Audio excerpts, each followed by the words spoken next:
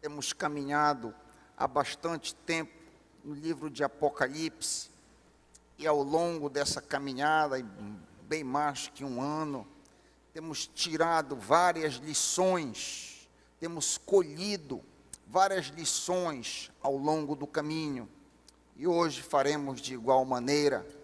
Vamos considerar Apocalipse 21, apenas 6 versículos. Vamos examinar 6 versículos do 21º capítulo de Apocalipse. Quantos adolescentes têm Bíblia aí em cima? Ao invés de estarem no Face, estão com a Bíblia na mão. Tudo bem. Aqui, quantos adolescentes, quantos jovens? Eita, tem... Tá bom. Eu estou com a mão para cima, né? Então está valendo, né? Quantos de nós tem a santa palavra? Graças a Deus. Vamos meter a lupa em cima de Apocalipse 21.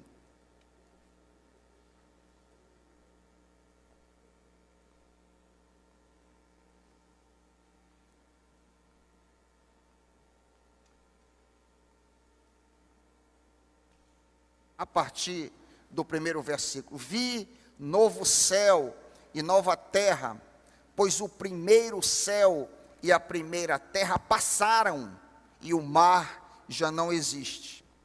Vi também a cidade santa, a nova Jerusalém, que descia do céu, da parte de Deus, ataviada, preparada, como noiva, adornada para seu esposo. Então ouvi grande voz vinda do trono, dizendo: eis o tabernáculo de Deus com os homens, Deus habitará com eles, eles serão povos de Deus, e Deus mesmo estará com eles. Eles enxugará dos olhos toda lágrima, e a morte já não existirá, já não haverá luto, já não haverá pranto, nem dor, porque as primeiras coisas passaram. E aquele que está sentado no trono disse: eis que faço novas todas as coisas. E acrescentou: escreve, porque estas palavras são fiéis e verdadeiras. Disse-me ainda: tudo está feito. Algumas traduções: tudo está consumado. Eu sou o Alfa e o Ômega, o princípio e o fim. Eu, a quem tem sede, darei de graça da fonte da água viva. Pai querido, que as palavras dos meus lábios e o meditar do meu coração sejam agradáveis a Ti, rocha minha e redentor meu. O povo de Deus apoiando diz: amém. A Bíblia começa lá em Gênesis com as palavras: no princípio criou Deus os céus e a terra. Gênesis 1:1. O problema é que houve uma poluição, houve um escangalhar, houve um macular pelo pecado. O diabo, ou o inimigo, já que ele não tinha nome lá em cima, Lúcifer é uma designação, não é propriamente um nome, mas esse anjo caiu, bem como 33% dos anjos que estavam lá, sob a regência dele, vieram para baixo. E posteriormente o homem também caiu, e por causa disso, toda a criação foi maculada, foi tingida, foi sujada, para usar um termo bem direto. Isso está, a queda do inimigo, está em Isaías 14:12. Como você caiu do céu, ó estrela da manhã, filho da alvorada. Isaías 14. Jesus se reporta a esse incidente. Interessante, não? Jesus se reporta a esse incidente lá em Lucas 10:18. Se você quiser marcar, Jesus obviamente estava presente quando isso aconteceu, em algum momento lá atrás, na eternidade, porque Jesus diz: eu vi Satanás caindo do céu como relâmpago. Lucas 10:18.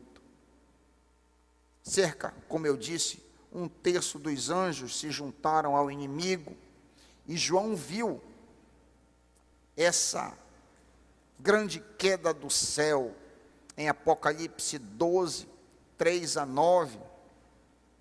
Estamos falando do macular da criação, do sujar do cosmos e do universo. O diabo caiu, Jesus viu.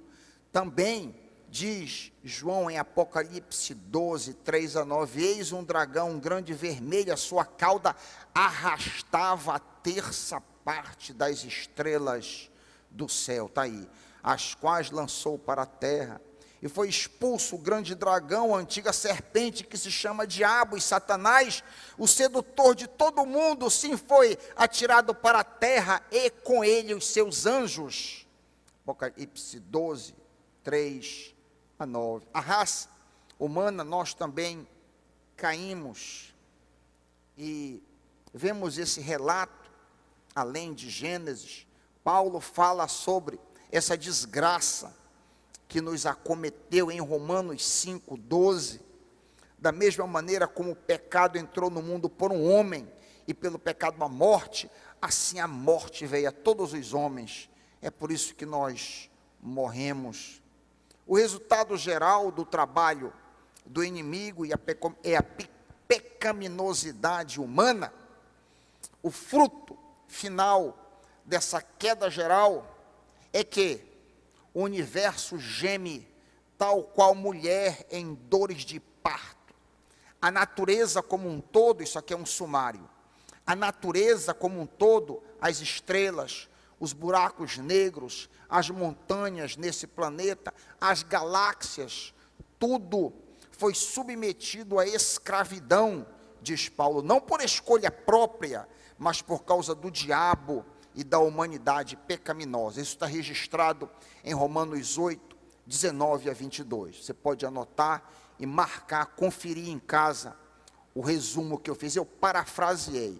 Romanos 8, 19-22. Por causa deste quadro um tanto dantesco, um quadro um tanto desanimador, por causa do pecado e da ação do inimigo, Pedro diz que tudo isso que a gente vê aqui vai ser destruído. Por causa desta situação que nós nos encontramos, tudo será eventualmente destruído. 2 Pedro 3,10. 2 Pedro 3,10. Você pode olhar essa destruição. O dia do Senhor virá como ladrão. Os céus desaparecerão com um grande estrondo. Os elementos serão desfeitos pelo calor, e a terra e tudo que nela há será desnudado. Aparentemente Pedro se refere a alguma explosão atômica de proporções além da nossa capacidade de aferir. Eu já disse isso uma vez, mas eu me lembro ter lido na década de 80 ainda, pasme, e como que a coisa aumentou de lá para cá. Na época, a raça humana tinha um potencial nuclear de destruir o planeta 40 vezes. Na época, como que seria hoje, o potencial que há hoje. Então, aparentemente vai haver um cataclisma enorme. O homem descobriu que se ele dividir um átomo pode destruir uma cidade. Imagina quando o Senhor dividir todos os átomos deste universo. E quando isso vai acontecer? Quando acontecerá? Acontecerá quando Deus promover um novo começo. Outra vez, tal qual no princípio, em Gênesis 1:1, não haverá mar, haverá apenas céu e terra. É interessante que essa expressão mar faz referência, aparentemente, 2 Pedro 2,4, a um grupo de anjos que foram encarcerados no abismo, que não era parte da criação. 2 Pedro, você pode conferir depois, se quiser, 2 Pedro 2,4. Pedro diz em 2 Pedro 3, ainda, visto que tudo será assim desfeito, que tipo de pessoa é necessário que vocês sejam? Vivam de maneira santa e piedosa, esperando o dia de Deus, e apressando a sua vinda. Naquele dia os céus serão desfeitos pelo fogo, e os elementos derreterão pelo calor. No texto que nós lemos, o dia de Deus é diferente do dia do Senhor. O dia do Senhor, marquem, o dia do Senhor acontecerá quando Jesus vier estabelecer o seu reino milenial. Quando Jesus vier a este mundo estabelecer o início dos 1000 anos de reinado aqui. Esse é o dia do Senhor. No final desse período de 1000 anos, então haverá céus e terra novos. Iniciará então o dia de Deus. Pedro segue dizendo em 2 Pedro 3:13, de acordo com a sua promessa, esperamos novos céus e nova terra, onde habita a justiça. Durante o milênio, durante o dia do Senhor, ainda vai haver pecador nesse mundo. A gente já trabalhou muito essa questão, as pessoas vão viver muito tempo, as pessoas vão ter vidas do cumprimento da época dos patriarcas, vai ser um mundo um tanto diferenciado, os santos já terão ressuscitados, e os santos governarão esse mundo com Jesus como presidente geral em Jerusalém, durante os 1000 anos. Mas é interessante aqui que Pedro diz que a justiça estará em casa, 2 Pedro 3:13. 2 Pedro 3:13. Sabemos que há uma grande diferença entre morar em uma casa e se sentir à vontade em uma casa.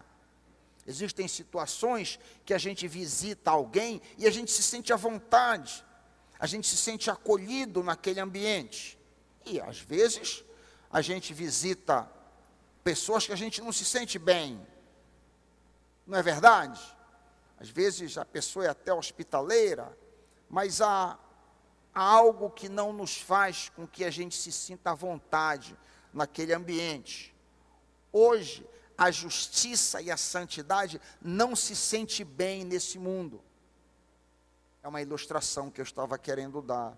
Mas está chegando o dia da nova criação, que finalmente a justiça se sentirá à vontade, pois no novo céu e na nova terra não haverá pecado. Em antecipação a este período, Deus já iniciou uma obra em nossos corações. Lemos em 2 Coríntios 5:17, que se alguém está em Cristo é nova criação. É interessante que esse tipo de criação está relatada no texto que estamos examinando, o novo céu e a nova terra. A obra que Deus fará quando criar o novo céu e a nova terra é a mesma obra que Ele faz, mas nos nossos corações, interiormente, quando Ele nos regenera. O novo nascimento ou a regeneração é o estabelecimento do reino de Deus no nosso interior, onde a justiça, onde a paz e a santidade acham morada. Uma outra forma de dizer isso é que quando a gente nasce de novo, de fato, quando a gente experimenta a regeneração, nós nos alegramos com a justiça, com a pureza e com a santidade. É isso o seu caso? É assim na sua vida? Você tem experimentado isso? Quando Cristo retornar, o nosso corpo ressuscitado será totalmente puro, tal qual o novo céu e a nova terra serão puros. Assim, todos os cristãos verdadeiros serão iguais a Jesus, puros e santos. Lemos em 1 João 3:2, amados, agora somos filhos de Deus e ainda não se manifestou o que havemos de ser, mas sabemos que quando Ele, Jesus, se manifestar, seremos semelhantes a Ele, pois o veremos como Ele é. Eu pergunto a você hoje à noite, você já disse Maranata, ora vem Senhor Jesus? Você já disse, retorna Jesus, vem Jesus? Você já disse isso alguma vez? Você sabia que é possível ter certeza, se você foi sincero ao dizer isso? Existe um teste que pode medir, tal qual uma mulher mede, para saber se está grávida ou não, ou é positivo ou é negativo, não tem meio do caminho. Existe um teste para saber se quando você diz Maranata, vem Jesus, é sincero ou não é. E que teste é esse? Está em 1 João 3:3, a gente leu, 1 João 3:2, 1 João 3:3 é o teste. Todo aquele que espera, purifica-se a si mesmo. Todo aquele que é genuinamente desejoso de que Cristo volte, o teste é, ele se purifica. É o que diz o texto. 1 João 3:3. Todo aquele que nele tem essa esperança, purifica-se a si mesmo, assim como ele é puro. Eu espero em Deus que todos nós estejamos interessados em nos purificar mais e mais, em cada vez mais sermos parecidos com Jesus, cada vez mais abandonarmos os nossos pecados, cada vez mais termos a estampa da beleza do Senhor Jesus em nós. Só assim podemos dizer genuinamente Maranata, senão não podemos dizer Maranata. Se nós não estamos buscando nos livrar dos nossos pecados, quando dizemos Maranata, dizemos falsamente. Para aqueles que estão se purificando, Jesus foi preparar um lugar. Na casa do meu Pai há muitas moradas, há muitos aposentos, há muitos apartamentos. Isso é verdade, do contrário eu não lhes diria. Vou preparar para vocês um lugar. Jesus foi à frente preparar uma morada para aqueles que estão cansados do pecado. Aqueles que dizem, poxa, eu não aguento mais cair nesse erro. Eu não aguento, eu detesto esse tipo de atitude minha. É para isso, não é o perfeito. Presta atenção, querido, querida. Ninguém de nós é perfeito, mas é aquele que não se conforma. É aquele que cai, mas não se conforma. Jaz no seu coração um desejo de ser puro, como Jesus é puro. Jesus odiava o pecado. Você sabia disso? Você sabia que Jesus odiava? Pastor Raik, onde está isso? Onde está escrito isso, que Jesus odiava o pecado? Hebreus 1:9. Hebreus 1:9. Diz lá que Jesus amava a justiça e odiava a iniquidade. E é para gente assim que ele foi preparar um lugar. Amém? Versículo 2: vi a santa cidade, a nova Jerusalém, que descia do céu da parte de Deus, adereçada, decada, como uma noiva preparada para seu noivo. Interessante que Jerusalém é chamada de santa, Babilônia é chamada de grande. Interessante o contraste, não é? Deus não se impressiona com grandeza, Deus se impressiona com santidade. Deus não se impressiona com grandeza. Deus não se impressiona com uma igreja grande, forte, bonita. Deus se impressiona com uma igreja santa. Pode ser pequenina lá no interior, pode ser um casebre, com 10 pessoas reunidas, mas se aquela congregaçãozinha tem cheio de santo, Deus se impressiona. É a noiva do Senhor, é santa.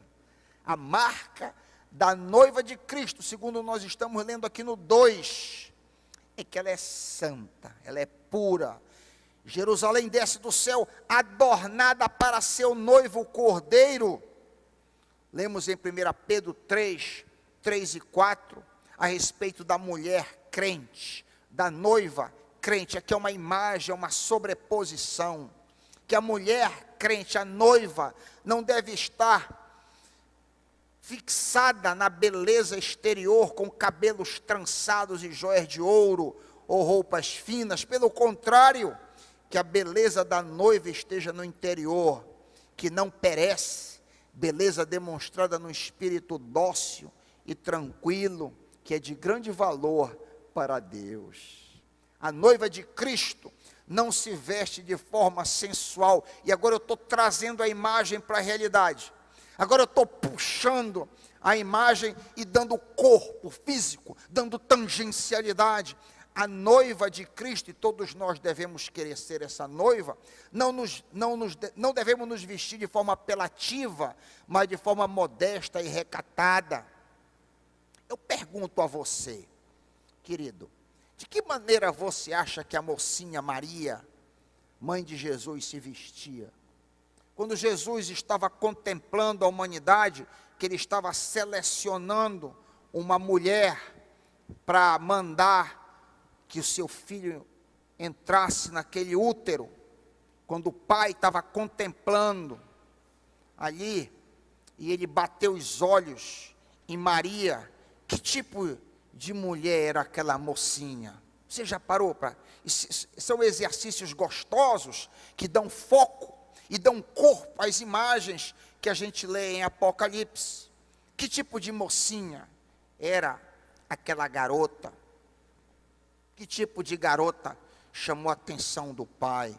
Eu tenho certeza que a Virgem Maria se adornava de humildade, gentileza, docilidade, mansidão. A pureza interior de Maria, imagino, se exteriorizava no recato, ao vestir, no falar e no agir. A nossa roupa, o nosso falar, o nosso agir deve demonstrar o nosso caráter.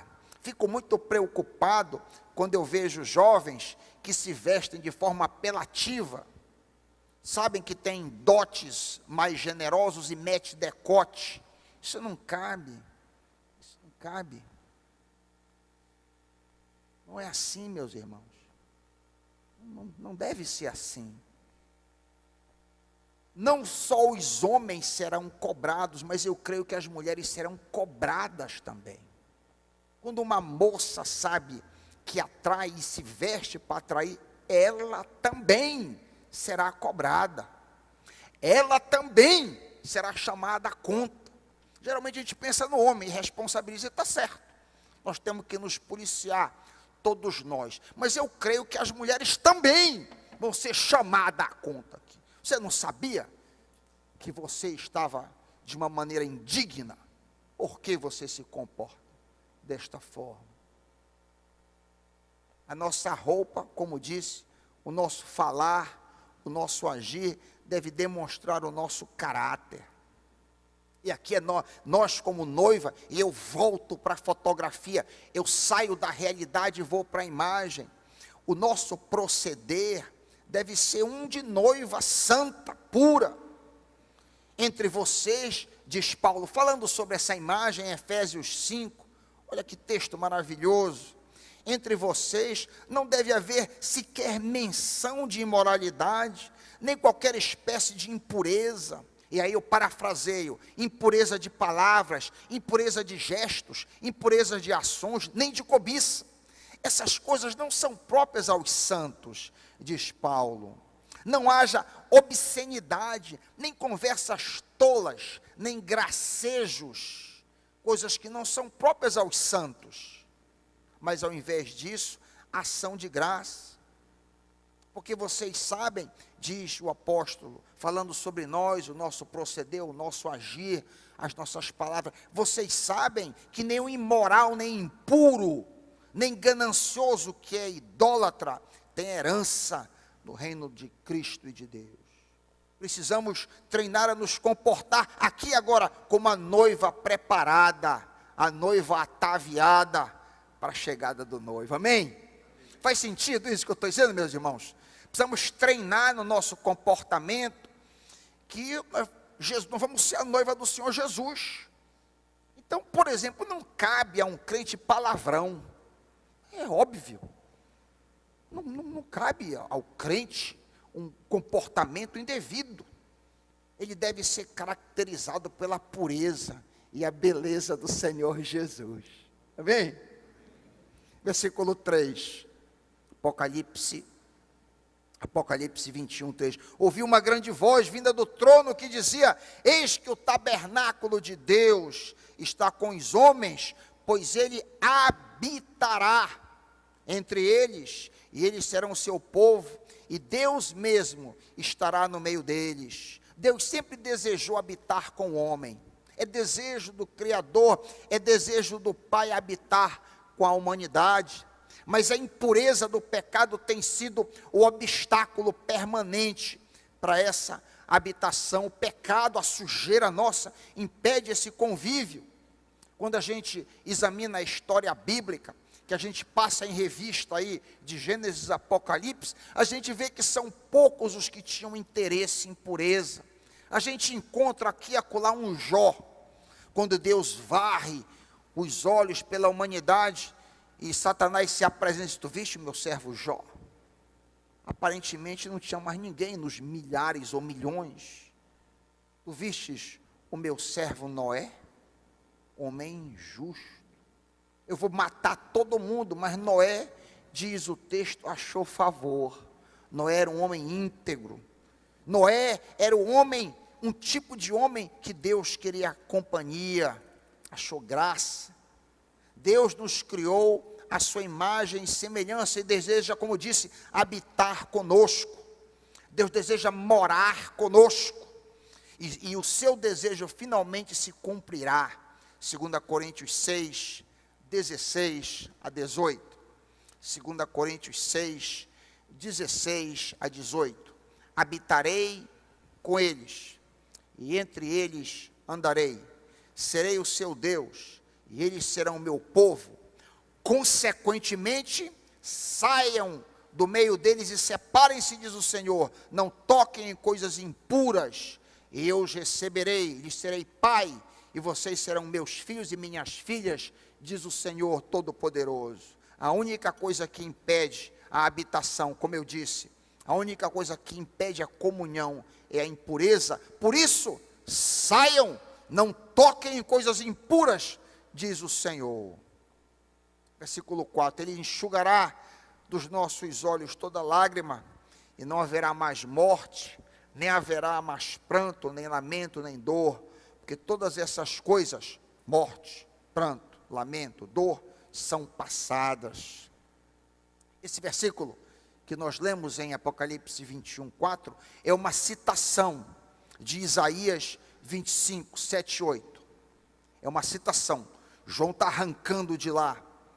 Lá, nós lemos Isaías falando 700 anos antes de Cristo. Neste monte, Jerusalém, ele, Jesus, destruirá o véu que envolve todos os povos, a cortina que cobre todas as nações, destruirá a morte, como nós lemos no versículo 4, 21, 4. Destruirá a morte para sempre. O soberano Senhor enxugará as lágrimas de todo o rosto, retirará de toda a terra a zombaria do seu povo, foi o Senhor que disse. Interessante aqui uma diferença entre o milênio e a eternidade, queridos. Durante o milênio, ainda haverá pecadores neste mundo, embora Jesus governe de Jerusalém todo o planeta, e os santos sejam os governantes, os funcionários públicos do Senhor Jesus. Ainda assim, uma vez que o diabo for liberto ao final dos 1000 anos, ele vai conseguir reunir vastas multidões para se insurgirem contra os santos e contra o Senhor Jesus. Isso acontecerá por causa da presença do pecado neste mundo. E o verso 4 retrata não mais o milênio, mas a eternidade, período em que ninguém morre mais. Não há qualquer tipo de choro ou dor. Vale notar que a morte é o último inimigo do homem. A morte é o último inimigo a ser conquistado pela humanidade. Quando Jesus ressurgiu de dentre os mortos, ele conquistou a morte, ele arrastou ainda alguns que ressuscitaram com ele. Como vocês sabem, quando Jesus retornou de dentre os mortos, alguns santos também ressurgiram. Mateus 27, 52 e 53. Porém, isso aqui é a notícia não muito agradável: enquanto houver pecado e impureza neste planeta, a morte permanece em efeito. Com a eliminação de todo o pecado na eternidade, a morte será banida para sempre. Ele enxugará dos nossos olhos toda lágrima e não haverá mais morte. Versículo 5, Apocalipse 21, 5. E o que estava sentado sobre o trono disse: eis que faço novas todas as coisas. E acrescentou: escreve, porque estas palavras são fiéis e verdadeiras.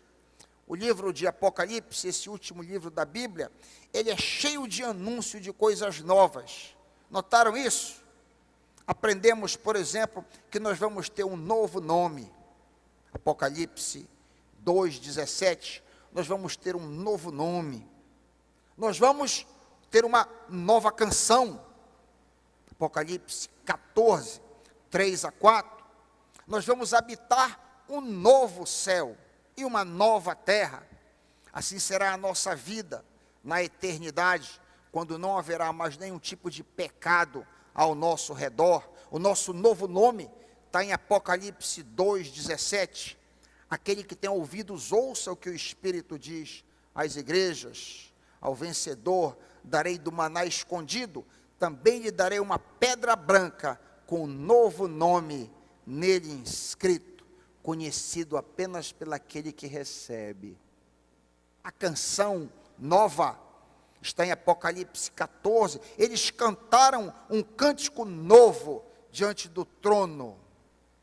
Estes são os que não se contaminaram com mulheres, pois se conservaram virgens e seguem o Cordeiro por onde quer que ele vá. Foram comprados dentre os homens e ofertados como primícias de Deus ao Cordeiro. Mentira nenhuma foi encontrada nas suas bocas. São puros ou imaculados. Assim será na eternidade, quando do novo céu e da nova terra.